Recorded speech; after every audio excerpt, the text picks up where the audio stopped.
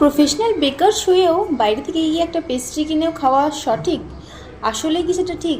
না, আমার তো মোটেই মনে হয় না। তো তাই চলো আজকে একটা ছোট্ট কেক বানিয়ে ফেলি।